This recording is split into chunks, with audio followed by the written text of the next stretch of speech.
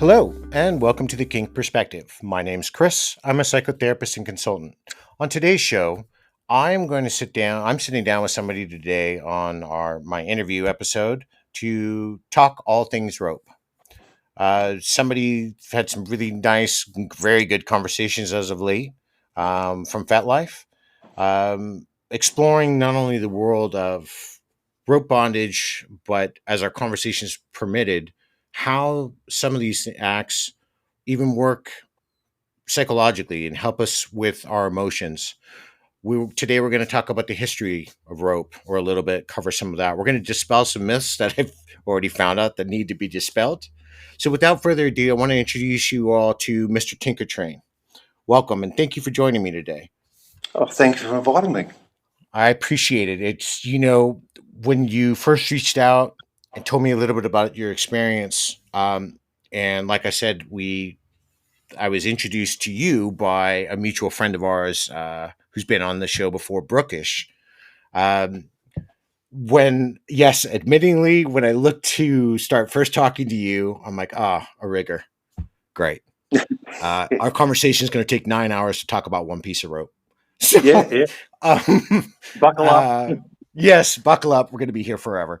So, I'm going to go make dinner while you're still talking about rope. But No worries. Easy done. I guess maybe a good place to kind of center our conversation would be maybe a little bit about you. How have you always been a rigger? Have you more been a sadist and then got into rigging? Was it the other way around? How did it start for you? Um, so I'm a sadist by nature, so that's part of who I am. Right. Rope is a tool or extension of myself.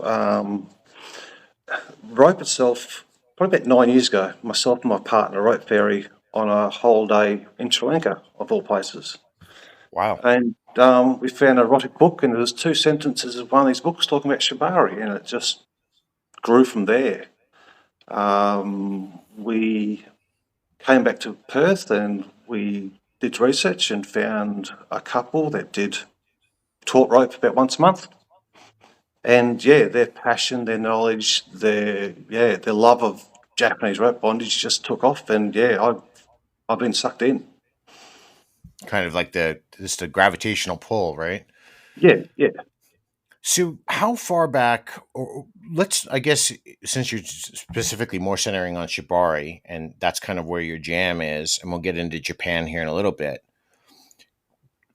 Can you talk to me a little bit about the origin of Shibari, kind of where it started to where we now know it, or it's more commonplace nomenclature among many people in the fetish community? Yeah, right. Well, this is my understanding. Shibari is a common Japanese word called binding or tying. Okay. And Westerners sort of gravitated towards that and started using that around the 1990s, from what I can find. Um, Kumbaku, which is Japanese rope bondage, is a dedicated word for Japanese rope bondage. It actually means tight binding. And I think Kumbaku was first used in about 1952 in an issue of Catan Club.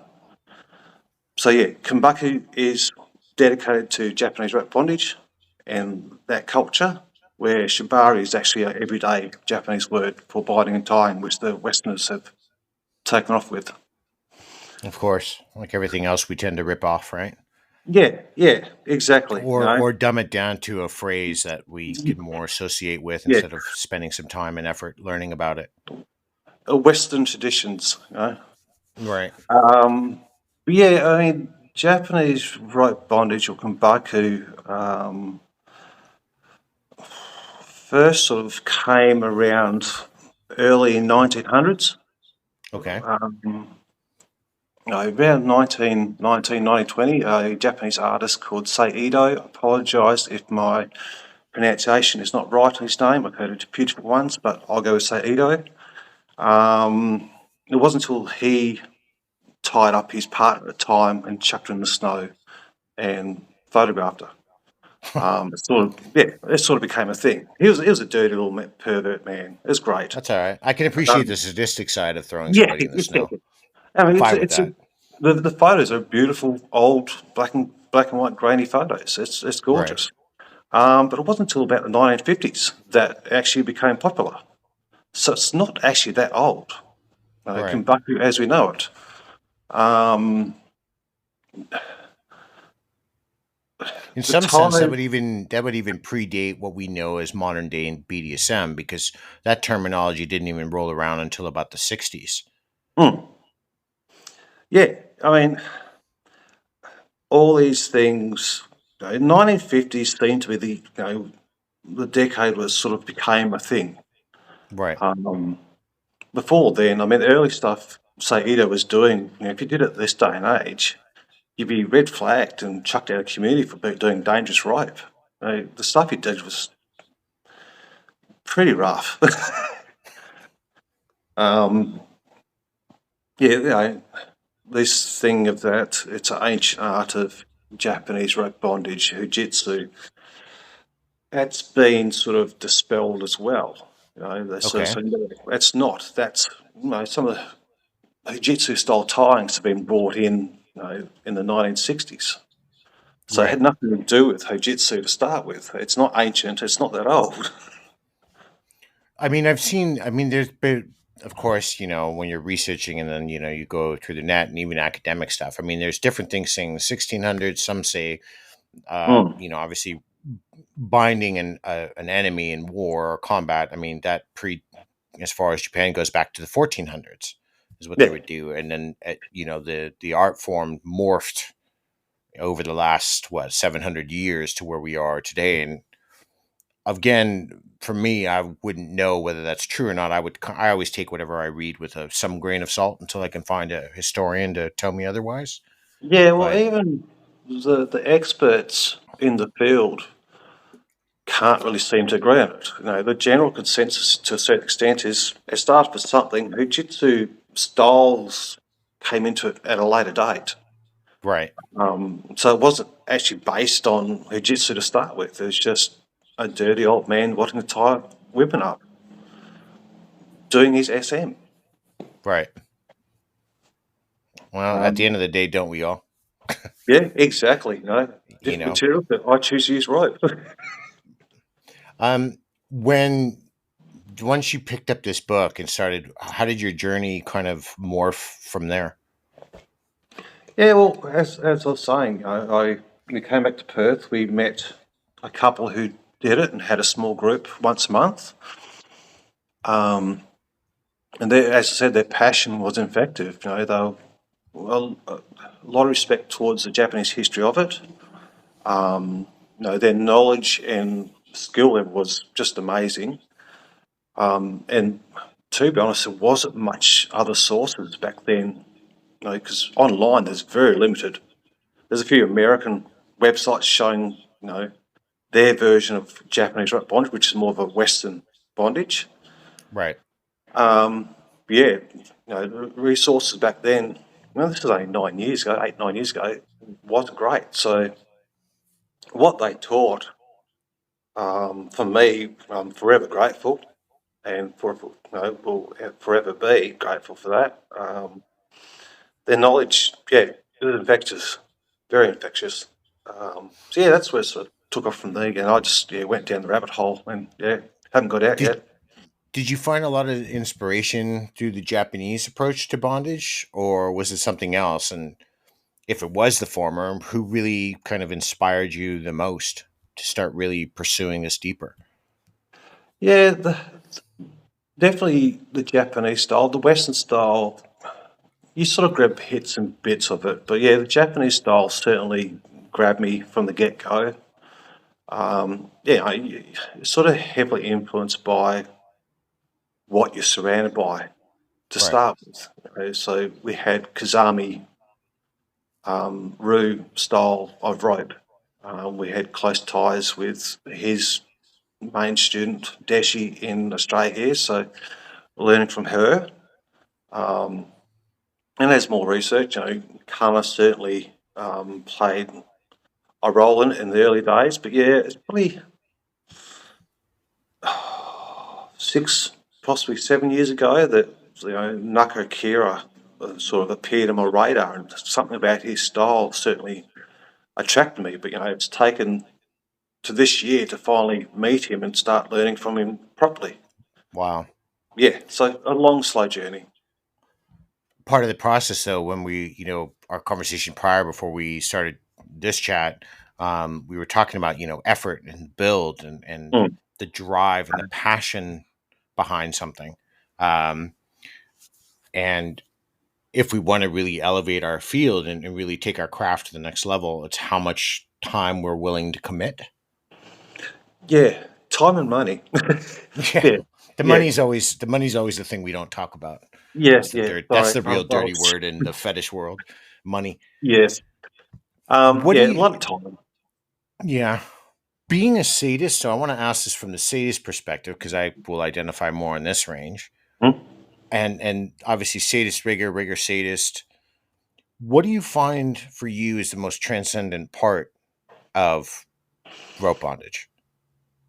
Oh, Yeah, big question there. We're gonna go it's talk some it's it's a feelings. big question. It's I something know that it is. I've pondered. And why you do rock bondage? I enjoy it. Well, what's more to it than you enjoy it? No, is it the history? Well, yeah, I enjoy the history. It's sort of I'm in a very very tiny little way joined into that little history. I've joined that history train in a way. Um, it's hard to explain. It triggers my sadism. There's a history of sadism in rope bondage. Seminawa, which is a term quite often used. It's erotic torment. So Right. tying someone up and beating him, or throwing them in the snow, let them suffer. It's that whole triggers that sadism in different levels. Hanging him upside down and dropping the head in a bucket of water. Something you don't not a fan of, but something Oh I well, quite enjoy yeah, doing. yeah. We're Yeah, not yeah, not yeah. not not We'll completely, go there. but yeah, that's appealing. There's an Yeah, yeah, appeal there. yeah. I think a lot of times when I look at rope bondage, I mean, I will admit, I do see the beauty in it. I see the intricacies in the ties. I can appreciate the work. When I was looking at that photo of Naka Akira, and he's sitting on the floor, and he has these two women suspended, and how much time and to tie each knot and to bind them in a certain fashion. I can Mm, appreciate from a sadist perspective have the uncomfortability of that yeah, suspension and yeah, how it looks and the pain, even if it's a psychological pain that you're inflicting. And probably going to have to end up getting a rope bunny on here to talk about the other half of this side is yeah, what they're feeling in that release. But I know I can imagine from the sadist side, when you are bending their ankle and turning their foot and it's being tied to their wrist that's now, lassoed around their thigh, there is that element of, I just make it a little bit more snug and I can inflict just a little bit more pain. yeah, yeah. And I mean, that's definitely part. I mean, that specific part you're talking about. There was a tying session we did when I was recently in Japan with Naka in his little house, right, just in studio. He's tying a roha, which is I consider one of the top Japanese rope models in Japan. No, and he just goes, "This is what we're going to do today. No instruction. You know what you're doing. It's just tie together." So side by side, someone I envy, one of the who I believe is a master, and I'm like floating 3 foot off the ground. I'm just in an absolute buzz at that time. Just here I'm tying with someone I've respected for so long. Tying, he's tying his model. I got my beautiful model suffering for me, and the whole sadism, the whole experience. I was just completely buzzing at that moment. It was just a wild experience. right, But just the little things he pointed out. If you tweak that rope a little bit there, she'll squeal. Really? And just the minor things. Reversing a knot so it's not a flat side up. Not a flat side down. It's a flat side up. So the mounted side is pushing down into the skin on a nerve or on a right. pressure point. Some minor things like that, which gives a little buzz. leaning your thumb into a little spot or a little knot somewhere, which it knows the pressure point. As you said, tweaking the body a little bit further to get a little squeak out of the bunny, um, brings a smile to my face. Do you incorporate, if you're strictly rigging somebody, will you incorporate things like impact play or do wax? I realize some of that can get, messy for the rope and damage because the rope, I get it, rope's expensive. Or is it strictly what you can do through their positions and, for example, like dunking their head in jello? If you have thought about water, jello is a little bit better. Yeah, Sadism side. yeah, But jello's fun. Yeah, yeah. yeah, yeah. I But mean, I've certainly got a bag of tricks. My bag of toys are always close by. right. And depends on the day, depends who I'm playing with. I have one that likes to be whipped, so I'll tie her up and I'll whip her. Okay. Um, and she thoroughly enjoys that. One of my regular bunnies, she doesn't like any. She's not masochist as such. She likes to be tied up and bent and twisted, but Right. sadistic plays. That's as far as it goes with her. Another one, we're very primal, so I'll tie her up and I'll start beating into her, Right. degrading her, humiliating her, and the toys will come out. And I'll do nasty things with her. They tie a 15-kilo rock, hang them off their crutch. It's fun. My sadism doesn't go without. I just read something and I was um, thinking about what you're saying here, especially with the different people you're playing. And this was from I don't know, however serious that is, a professional British rope tire. And he said that many people think of when they think of rope bondage, it's secretaries bound to office chairs and with nylon rope, or the hog-tied housewife on the kitchen floor in the 1950s outfit. But Chivari is very different. It's like an aerial tango done with flow and passion. Mm. Is that much more apt to how you would think of it? Yeah, that'd be a better summarisation of it. Yeah.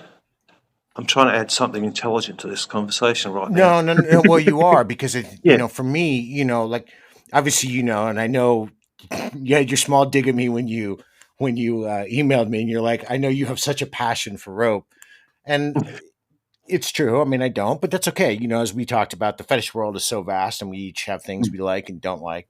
Um, I think the real thing that when I contemplated, 5 days ago when you emailed me was there's an emotional dam inside of all of us. Every Mm. person, man, women, doesn't really matter. We all have things that bother us in different parts of our world. In the fetish community or subset of BDSM or rope bondage, there becomes this process: subs entering subspace, the crying, the terror, the cathartic release of those emotions when you think of somebody being bound up and they can't move, but it becomes freeing in that process. Yeah. That dam bursts open for them, and they have no idea why they're crying. They just know they're happy. Mm. And that's really the emotional side that's intriguing. And have you had any partners that's been somewhat of their experience? Yeah, yeah. I do love tears. Tears are a beautiful thing. Um, I won't say what people normally say when tears make great lube. There, I say it. Um, no, I did not say that out loud. It's all right. It's all right. Behave. No, no. One of my bunnies, she loves to be. It's brutal what we do. It's Right. just fairly primal, and she walks out there broken. And it's a big release for her. So those tears just flow, and I just keep going. And I also use that to mess with the head as well. You want to cry? Yes. Well, you're not crying until I let you. So you can take the beating and take the rope until I say you can cry. So it's just like, oh, hang on.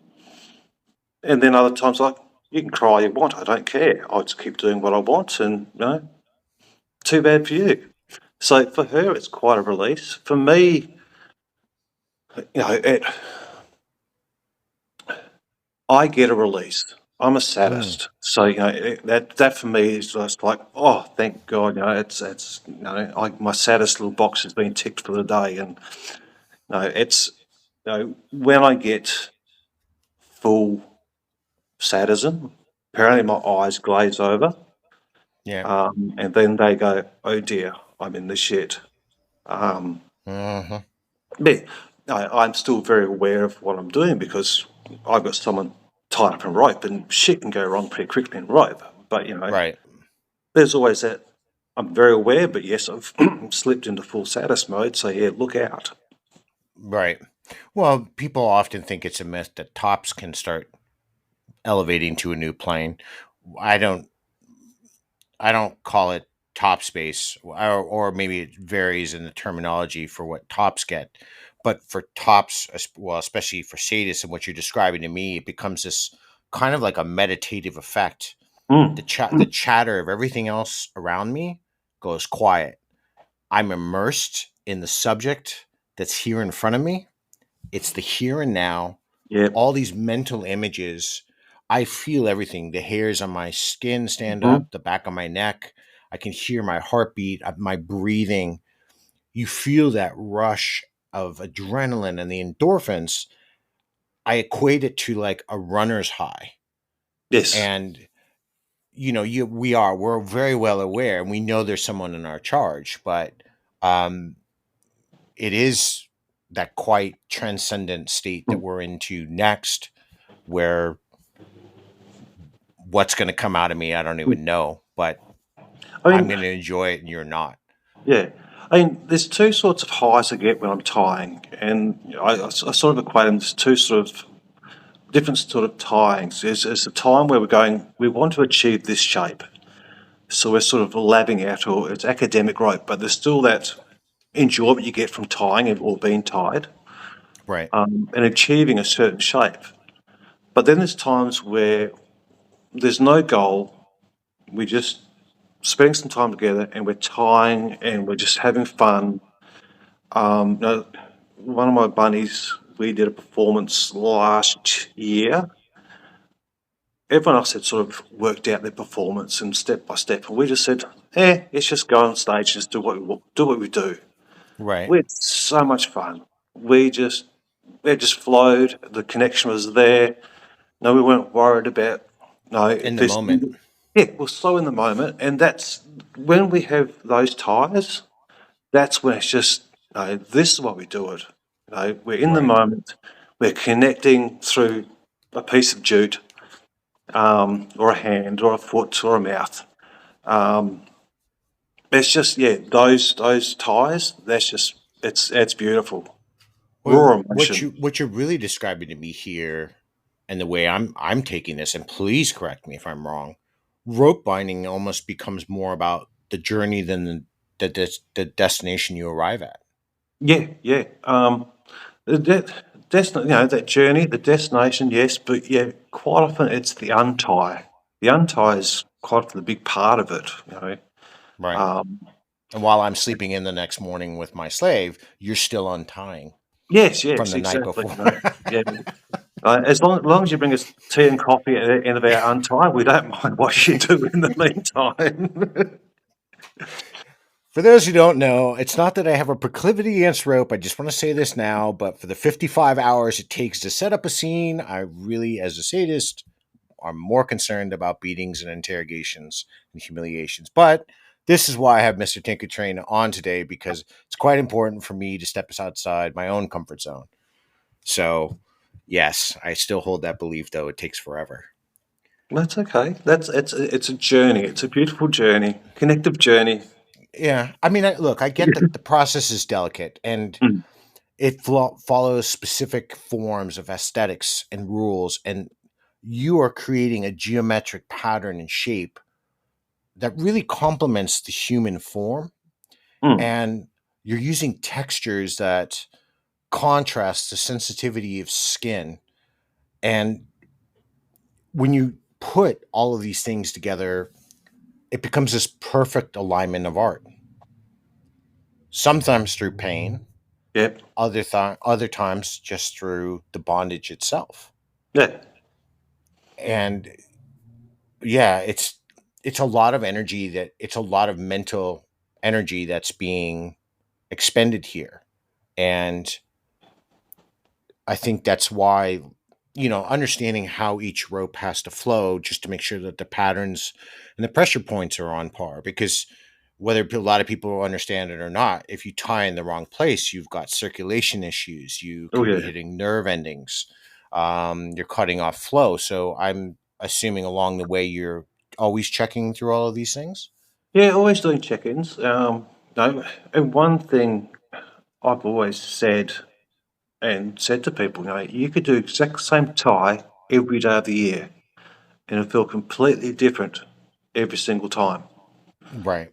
No, there's so many factors to outside factors to what we do in rope. My mood, their mood, no, a menstrual cycle. No, Yeah.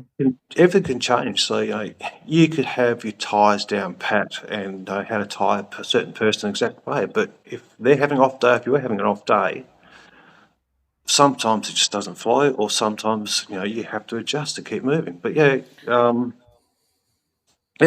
always checking in. Whether people see it or not, you're always checking in. No, Hmm. it could be a simple. No, I quite often put my finger in their hands. If they can squeeze my finger, I know that's pretty good. If they squeeze my finger, I get no pressure from it. They're coming out, even if they don't realise it. I've had that happen before with my partner. Check her finger, squeeze my finger. There's no pressure there. And she hadn't Right. realised. She thought she was doing fine. You're coming out. Why is that? Well, you got no grip strength. I'm fine. Right. You may not. So we do have check-ins. They're not always 100%. So that's actually, I want to stop you there because, see, that's a really good point I want to bring up, because a lot of times there's been some chatter lately in social media in our world where they talked about dominants don't get the right to stop a scene, which, and this came from a submissive. I was floored by this commentary, and this is literally what you're talking about, because this is somebody you've been playing with for, you know intimately, that you understand breathing patterns and their heart rhythms, and their mental state, and you knew better than her, and she wanted to continue, and you Mm. terminated. Yeah. Oh, I've got no problem with stopping a scene. I've stopped. Well, I haven't stopped that many, but I don't have any problem stopping it if I don't think it's right. No, I will Have say. any Go ahead. No, please go No, ahead. sorry, no, Karen. Oh, I was just going to say, have any of your rope bunnies that have come to you have ever looked at, said, I'm, well, I'll approach it this way. Pent up feelings hold people back in so many ways that we don't realize. Repressed Mm. emotions, taking back control, especially if you've had traumatic experiences in your life, taking back control over one's body is really empowering, and it's Yeah, extremely important. Facing fear directly and coming out triumphant brings a sense of healing and freedom that's on a different type of emotional level that most people can't fathom. yeah, I've often heard people, I've spoken with some rope bunnies in my time, and they say it gives me a better awareness of myself, of my body, my brain, my psychological and empathetic states. It's really about invoking different sensations and confronting these different emotions for the sake of personal growth. yep, And I was floored. I mean, at the time, this was, about a 23-year-old girl telling me this, because she was so emotionally in tune with herself. She said, I don't go to my Dom to let him tie me. I go to him so I can be free. yep, I was dumbfounded. I literally, I'm very rarely at a lost words, but it was beautiful. And Hmm. psychologically, I'm trying to process what she's saying, and I'm like, okay, well, kind of, that's it. Yeah, I had no more questions because it was just a really beautiful expression. She said the same thing like you. She loves the intricacies and the different ties and being, stretched into a circle and all of these wonderful things. But it wasn't about what he could do; it was what she gained from it. yeah. I've tied people where they've just their suspension is once they've got their feet off the ground, they just feel everything release. And it's just like and breathe and relax. And I find it weird, they're totally relaxed until I go along and twist the toe the wrong way or hit them with something. But they do get that. Once they're off the ground, they're just they say they're floating and there's a freedom. Hey, have you ever had somebody break down emotionally out of happiness while they were Yes, suspended yes, completely? yeah, What was yeah. that like? Um, I remember when it first happened. I was a bit shocked, and I was a bit like, "Shit, are you okay? I haven't broke you." And she just goes, she's wailing, and just that was so beautiful. I just feel so and I just let it be. You know, gave her a chopper, and just let her lay on the floor while I cleaned up my ropes, and she just cried, and she was so happy. So the first time it happened to me, I'm thinking, "Holy hell, what's going on here?" Right. Yeah, um, yeah, I don't know that release. No, I've seen it now a few times. It's a release and they come down the ground all floaty and fluffy and flying and Tingly. yeah, Yeah. tingly. Um, But they that don't does often present get the other side from your angle as well, because you're talking about the first time. How did that emotionally impact you? well. I love to hurt people, but something that was taught to me by my first teachers was we like the good owls, not the bad owls. So Mm-hmm. yes, Mm-hmm. Hurt over we harm. want to be hurt and all this sort of stuff, but we want it to be safe. We don't want to be losing control of our wrist or losing a limb, whatever. Can't breathe. So that's something I've always instilled. I want to hurt people, but I don't want them to be damaged. Um, Well, that so yeah, depends if it's a Friday or not. yeah, it depends how shitty my week's been. Being Depends how much sadists, they're for you sadists bratty. out there, that does depend on the Friday. Yeah, yeah, depends how bratty they're being. Um, Yeah. but yeah, the first time it happened, I absolutely freaked out until she said, "No, no, it's okay. This is a good thing." So I don't. I've learnt now. I've got a few regular bunnies, Right. um, which is good. So we have a good understanding, good communication. We have good knowledge of each other. Um, I always ask before we have a scene, "How are you feeling? Is there anything I should know today?" No, there's a general checklist we always do at the start of our journey together. But before every scene, there's like, "How you feeling? Is there anything I should be aware of?" Cool. Let's get into it. So yeah, I'm a lot more aware of it these days. I don't randomly tie as much these days. I prefer to build a relationship, so it's that respect between each other and understanding between each other. So it's easier to read someone when you're tying them. The signs and the body language and the breathing. It's more fun.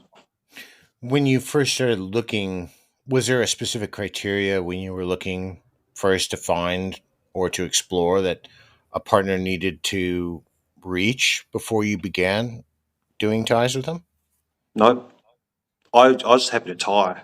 Um, it's quite common for my partner at the local PRO group. She'd be out the front. Any new bunnies coming in, she'd go, "See the hairy, scary bloke in the corner? Just go speak to him. He'll look after you." She was basically pimping me out. Um, so yeah, I was just happy to tie anyone because for me, it's I was at the stages in the early days of just learning, and I thought no matter who I tie, I'm going to learn from them and learn more about myself. Learn more how to handle the ropes and control the ropes and different body types and different.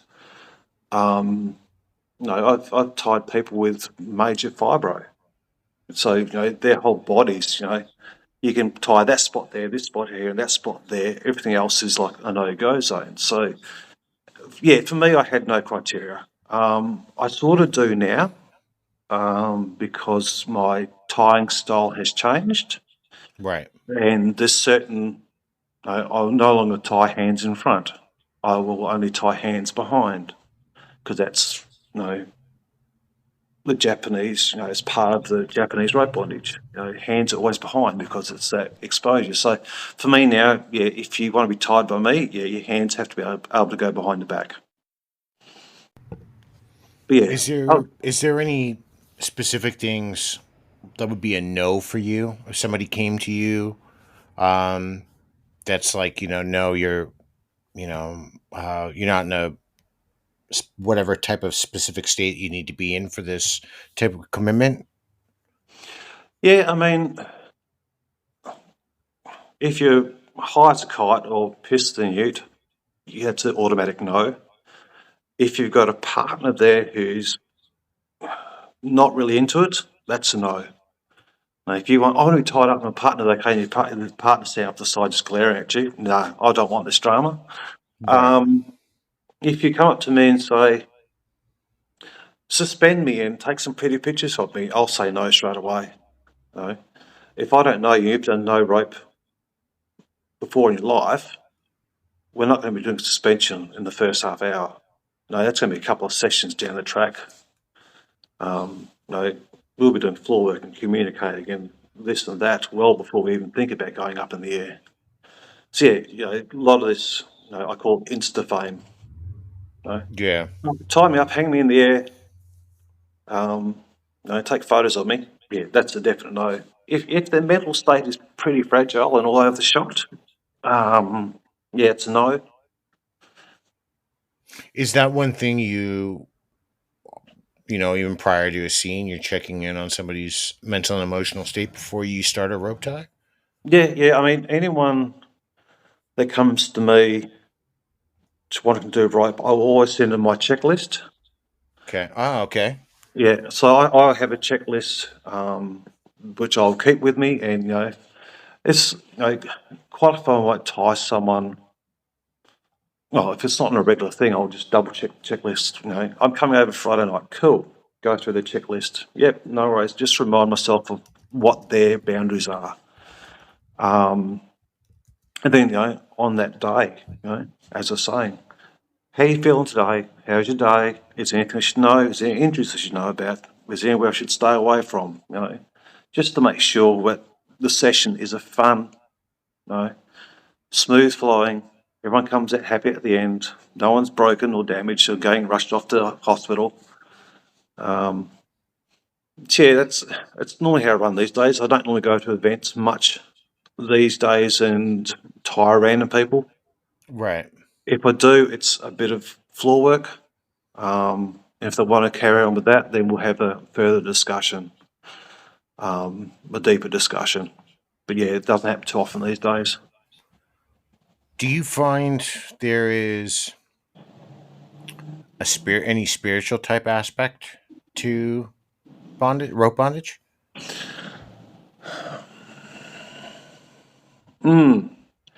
Um, for me, yeah, there is a certain, there's a calm. As I said, when things go well, and if you have a good flow session, there's that calm that comes over you. But other than that, for me, not really. Um, a lot of rope these days is sold as sensual rope, so it's all flowy and all that sort of stuff, and that's the Western tantric sort of commercialization, all that Right. sort of stuff coming into it and making rope as something it's not really. But if you get something out of it, go for it. Not my problem, not my jam. Spirituality. I'm not a very spiritual person. If it's at release, um, that's the main thing. I feel that calm, that release. Do you think, I mean, being a sadist first and then kind of making your journey into rope, is there, can you separate the two anymore? Or is it too intertwined with who you are now? Too much part of your fetish identity to give it up? Yeah, we had a conversation with a mutual friend about that recently, and yeah, rope has become part of my identity. It is a big part of a huge part of my life now. So yeah, I mean, the sadism will always be there because, as I said, sadism is part of me. Right. I remember quite a few years ago, I was doing a talk at something, and it was actually Luna asked the question: if you had to give something up, which would it be, sadism or rope? Oh, hang on. Good question. And I had to think about it for a bit, and I said, "Well, I have to be rope because sadism is who I am." Right. That was quite a few years ago. I don't know if I could give it up these days. I suppose it will be a day once my ailing body finally Can no longer, stops, yeah, manipulating the rope. hoist I'll have to somebody give it up. up or, But yeah, yeah. so yeah, but yeah, I mean, I don't know if I could give it up. It is part of me these days, and it's given me so much rope. So I don't know if I could give it away. When you go and see, then you said something interesting there, especially about when you're talking about uh, going into the whole processing and getting behind it. That means for me, there is a psychological state there. Do you enter a different state tying than you do dunking or beating someone per se? Yeah, I mean, rope feels more of a natural state for me these days. Um, as I said, it's become, dunking someone's head. There's a lot more. Actually, there's risk in both, but yeah, dunking someone's head, I'd do it with rope. So it'd be someone tied up in the head getting dunked. I couldn't do it where rope's involved with everything these days almost. So even CNC scenes, there's always rope involved somewhere. Um, so yeah, rope. Oh, it I does mean, make a as good I said, rope's lasso. given me so much. Yeah, yeah. I've never actually learned how to make a lasso, so one day. No, I've Um, seen cowboys do it, but I'm no good at that either. yeah, yeah. Keep watching Yellowstone. You'll get it. It's a good show. It's a good show. I do enjoy it, even though I'm Yeah, not much yeah. into westerns. Um, I have seen it, so I kind of enjoy it. And there's a part of me that thinks that Rip and Beth probably get it on that way, or she ties. Actually, I think she ties him up and Yeah, has her yeah, way with definitely. him. There's some pegging going on there and some Oh, other well and stuff. truly. Yeah, Yeah, yeah, there is absolutely something going on there. Um, definitely. it was interesting for me because I've seen. Um, I'll preface this by what I've said in the past. BDSM is not therapy. It's not therapy. There's no Mm. approved therapeutic practice as far as it goes. But there are some therapists out there that that they will talk about rope bondage or other forms of in things we do inside of the community as a mode of coping is a better way for me to say it Yep. because I got to stay away from the T word. Hmm. But it was interesting. They equated rope bondage to sensory modulation type therapy. And when you talk about your feelings and what you can feel, what you can't, when I look deeper at that, it's kind of like putting somebody in a sensory deprivation tank where they're floating in the Hmm. saline.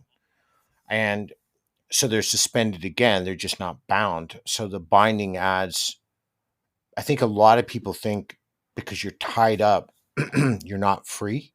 Yeah, And the process seems to be quite the opposite. The the tighter the knots become, the more intricate the bind, the more release they have. yeah. I mean, it varies from everyone, and I'm not a bunny. I have been tied up, and I absolutely hated it. Um, Yep. But Yeah. I don't like to be bound. I like to be free, which is strange. Um, yeah, I mean, I've heard, as I said, everyone's sensation, what they get out of it's different. But yeah, the common thing is, I feel free and relaxed and floating. It's just okay. That's nice, cool. As long as you're getting something happy out of it, great.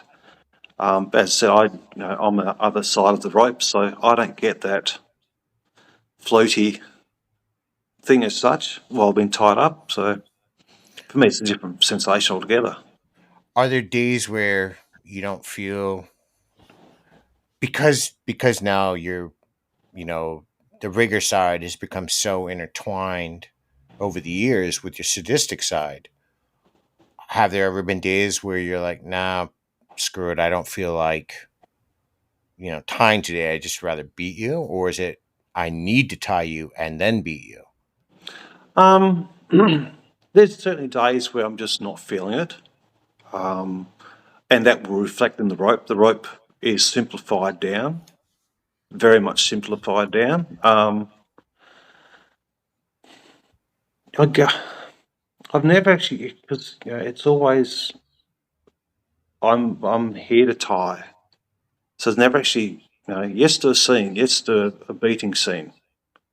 There's always rope involved somewhere. I don't know whether it's because we've had that relationship where it's been built on rope. Right. Um, yeah, I don't know. I've never actually thought about. Seems strange to do a scene without rope these days. Hmm. Yeah, I mean, I guess that's the thing. Like, when the challenge isn't so much even the design you're going to do or the knots you're going to tie. It's, I can't really not do it anymore. I can't separate because Hmm. it is so much part about me. It's like breathing. I have Yeah, to incorporate that. I mean, something I like to say is rope has given me a voice. I can now communicate with people. I'm an introvert by nature. Right. I'm socially awkward. So, No. you'd find me in the corner hiding away, was just watching everyone else. Yeah, I don't normally do well in social situations, but yeah, once I'm sitting down with a piece of rope, with someone in front of me, I'm quite happy and quite relaxed. Um, yeah, it's for me. That's it's as I said, it's given me a voice, and I found my people. Yeah, I mean, I it's something we can gravitate to because it's rope is gonna, every art form that or every form of in the BDSM world or the fetish world that we're all a part of, whatever we're kind of gravitating towards, it's going to long outlast us. I mean, people have been Mm, tying up people for, well, beginning of time once we figured out we could use it to restrain somebody. Um, it's like beating somebody or everything else we've done to, humanity over the worlds. It's a part of our DNA. It's there. yeah. It's really this, when it's interesting when you're talking about your introversion and then you become more extroverted as rope coming out. I knew when we even talked, when I emailed, when we were going back and forth, you told me, like, I'm not really, it's not my jam. And I've had a lot of people tell me that's, I love doing what I do, but yeah, I don't know about talking about it. But I think it's important for people to understand. I think that actually brings another level to understanding because there are far more people in the world that are introverted than extroverted. For me, like, I'm an ambivert. I kind of float. I prefer to be introverted, but I'm fine in a social situation unless I don't feel like talking. But Hmm. you're talking about something where you really connected to. It's kind of like that aha moment, and it just you know because there's so much you can do, and you get in your own element. And do you teach now? Do you any you know instructional demos at dungeons or places? I for a while there I was doing like newbies classes, Right. so just teaching the basics. Give them a bit of background into the rope history because I think that's important, not to forget where it started from. Um, and I did a couple of workshops, but I never felt very comfortable. So yeah, these days I don't. I don't think I have the right to teach. These are someone else's intellectual property, really. Right. Um, and there's enough crap online that's teaching stuff, so they don't need me sort of doing my 2 cents worth. And I've also, because I've started teaching a new style, basically everything I've learnt over the last 8, 9 years, I've sort of put to one side, and I just don't touch anymore because I'm trying to learn a new style, and my full focus is on that. So yeah, Have you I've, ever seen people doing it wrong where you've had to like kind of intervene? And yeah, I know. I'm yeah, just saying this. I already know the answer to this question, but I want to ask it anyway because yeah, yeah. It's a can of worms. Yeah, I mean, I've seen some rope that absolutely terrifies me. Um, and there's times I have spoken up and been quite vocal about particular ties. But I'm at the stage now. It's like, yeah, I see stuff still this day, and stuff comes up on FET locally, internationally. And I just go, how's someone not dead from that? How are they still walking? And but I've got the stage. I can't. I don't want to be a rope police. yeah, The term which I was given that term pre-COVID. Oh, you're nothing but the rope police. You're a gatekeeper. And I thought, no, this is not safe. Um, they're going to be unsafe people out there no matter what I say I do. So I've spent too much time worrying about what other people are doing, yeah, and they're going to keep doing what they're doing. People are still going to applaud them for being amazing. So I'm just going to focus on my own thing and make sure I'm doing good stuff. I'm being safe, and I'm having a good time because they don't obviously care. So yes, there's some horrific stuff out there. I just cringe. So I try and their problem, not my problem. yeah. I mean, I think there's one thing you had mentioned earlier when I was asking you about things you won't look for or engage in. I'm still befuddled as too. I think I'm still perplexed, and I get highly irritated when I see people that are engaging in any lifestyle activity, anything we do, from even OTK, something simplistic, um, and they're drinking Yeah. Mm-hmm. or they're doing drugs, and I'm like, you're removing consent, you're removing your reaction times, you're altering the state that you're in. Um, and it's people I don't want to be a part of. I don't Yeah. really know how else. I'm trying to be polite about it because I know there are sadly a lot of people who do it, but I fail to understand, especially in the time and day where we have more access to information at any greater time than we ever did in human history at the Mm. touch of our fingertips, and we people become so reckless. I've never ever from the rope scenes I've ever watched or sadistic scenes I've been a part of and demonstrated or graciously enjoyed. I've never seen people wanting to get into that part of it as well. And people will, then I get the typical backlash. You're kink shaming. There is no kink I am aware of that involves you drinking and playing.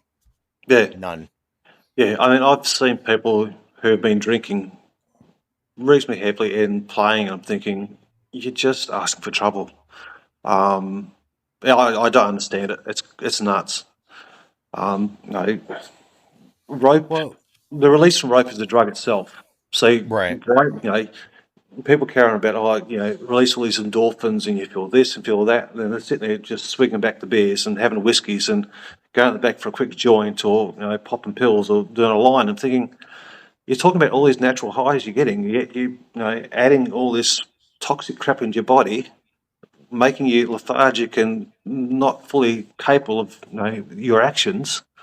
right. Not bright. Yeah, that's why, like, when you had said that, that was really important for me to hear, not because it reinforces some, you know, true wayism thing. I Mm, really hate that friggin' pejorative argument. So stupid, which always ends up in ad hominem attacks because they have no argument.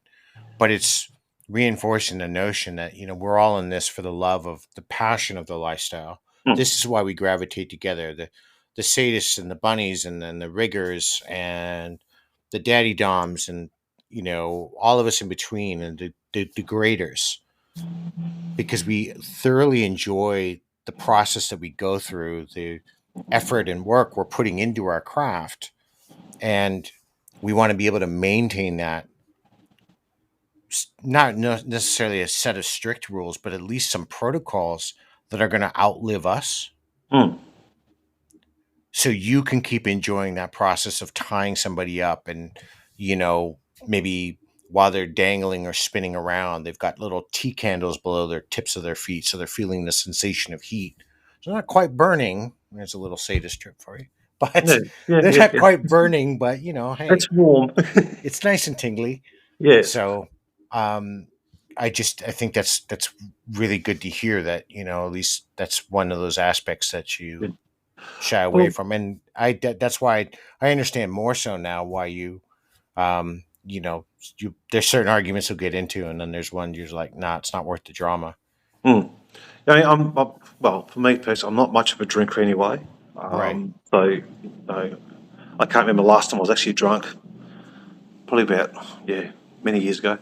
But for me, it's like I've got someone else's life in my hands, in my Right. ropes. I'm responsible for everything that happens to them, as much as I can be.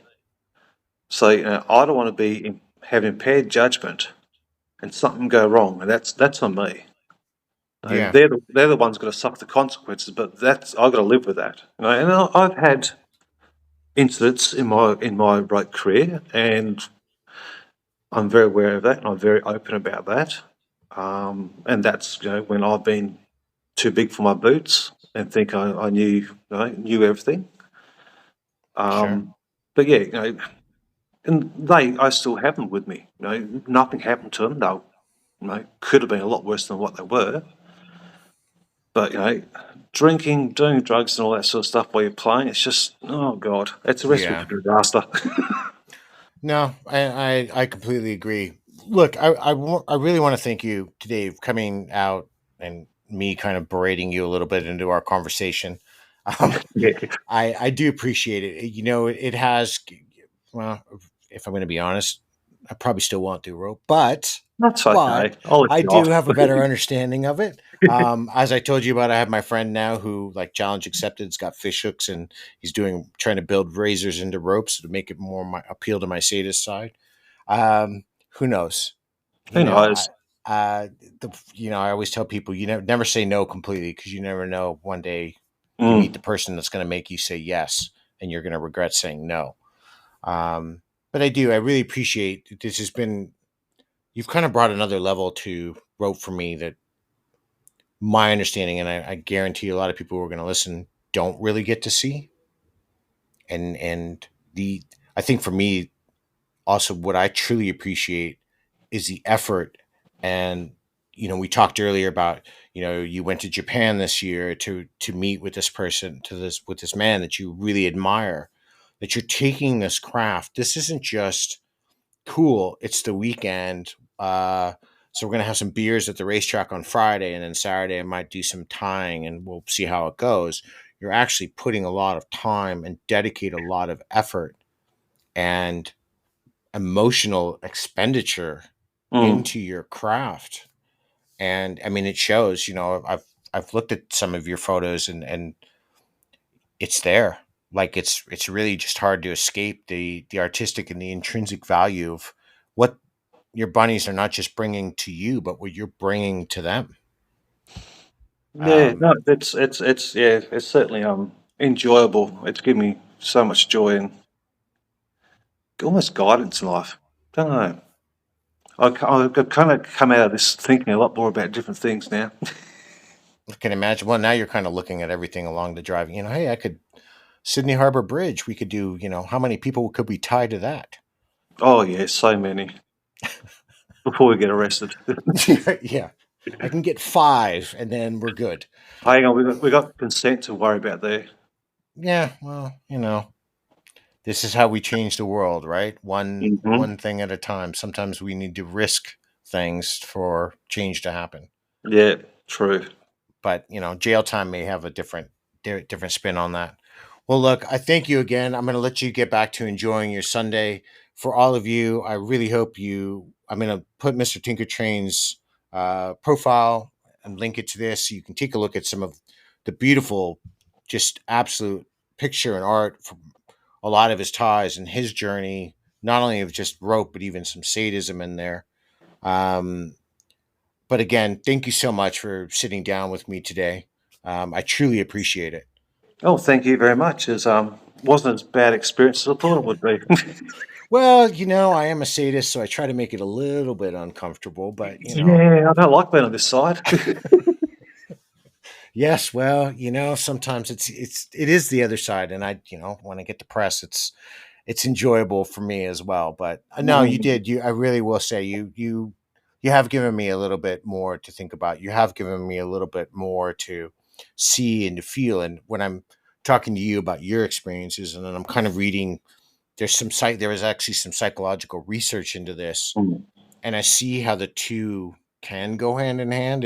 yeah, It really does present another layer to it. But well, I look forward to anyways, seeing your rope photos. yep. 2050 is probably a good target date somewhere in Okay, there. I'll be So waiting. that's 20 some odd years from now, but you never know, right? We'll be both pushing our 70s on our wheelchairs. We'll be doing wheelchair rope bondage. That Yeah, might be interesting.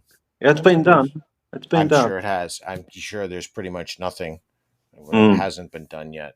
Actually, I saw a really beautiful tie of a girl submerged in a pool.